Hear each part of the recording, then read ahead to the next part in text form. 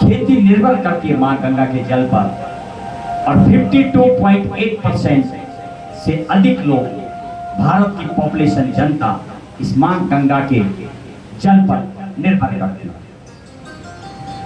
यदि संविधान की बात की जाए, कई वर्षों का लगातार संघर्ष 1498 से लेके 1947 तक लगातार संघर्ष।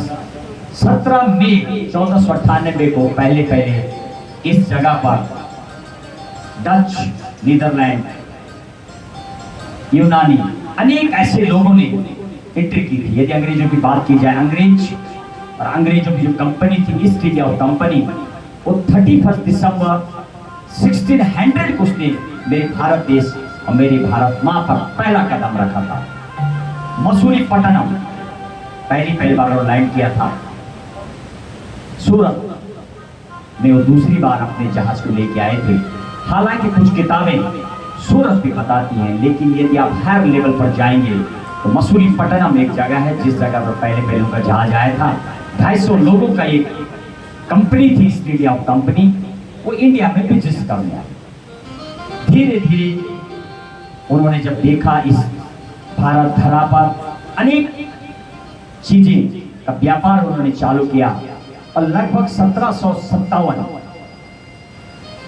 तक पूरी तरीके से उन्होंने ईस्ट इंडिया कंपनी का राज रहा है। और फिर 1858 से लेकर सीधे 1947 तक डायरेक्ट ब्रिटिश जो वहां की महारानी थी उनके कंट्रोल में, यानी ब्रिटिश के कंट्रोल में पूरा शासन चलता था। देश का 2 हिस्सों में चलती थी। 1858 से लेकर 1947 राजाओं का राज और ब्रिटिश सरकार 2 प्रांत हुआ करते थे, 2 प्रांत में बंटा हुआ था। और जब पहले संविधान का निर्माण किया गया, आज सप्त चिन्हों का भी पूरा विस्तृत वर्णन करेंगे। 7 चिन्ह जब देश का संविधान लिखा गया था, उसी समय इन सब चिन्हों का वर्णन किया गया, यानी 7 चिन्हों को शामिल किया गया था। देश की गरीब जनता भी थी, अनेक जाति में बटा हुआ ये भूभाग।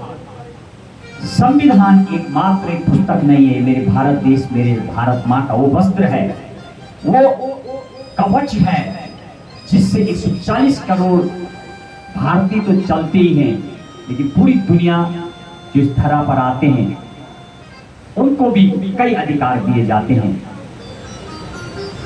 इसलिए भी संविधान अति आवश्यक था। यदि आजादी से पहले बात करेंगे तो 1919 में, 1935 में गवर्नमेंट ऑफ इंडिया एक्ट भी आया था और लगभग 64% जो 1935 हमारा act government of India act था उससे लिया गया, जो अभी भी हमारा कानून है। दुनिया का एकमात्र भारत देश जिसको माता से जाना जाता है। आइए एक श्लोक के साथ इस जगह का वर्णन करेंगे जिस जगह पर इसका आयोजन हो रहा है। जैसे पहले आपको बताया गया था, 26 जनवरी 1930 को रावी नदी पर पहले देश के वासियों ने अपने देश का प्रथम स्वतंत्रता दिवस मनाया था। और ये भारत की दूसरी कथा भी मेरी मां गंगा के तट पे हो रही। अब तो ये बड़े शहरों में कथा होगी जहां पर हमारा आगे लगातार आयोजन होना है। हमें सिर्फ तारीख फिक्स करनी है। हमारा लगभग इस साल 21 कथाओं का हमारा आयोजन रहेगा। और आइए इस स्थल का वर्णन करें जिस जगह पर मां का कथा हो रहा है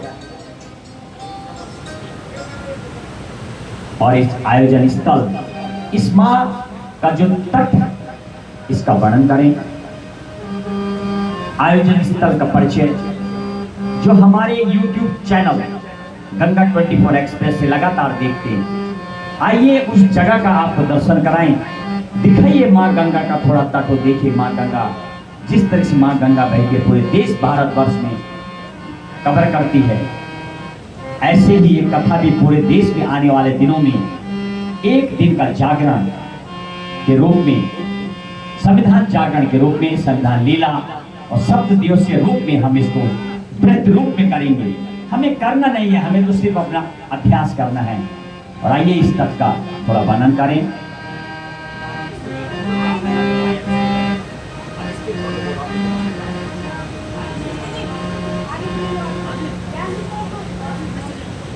आप दोबारा नीतीश के इस्तीफा दो, उसको स्टार्ट करो, लेकिन आप दोबारा करो उसको। आप उसको पहले समझा देना, इसको शराब देना पड़ेगी।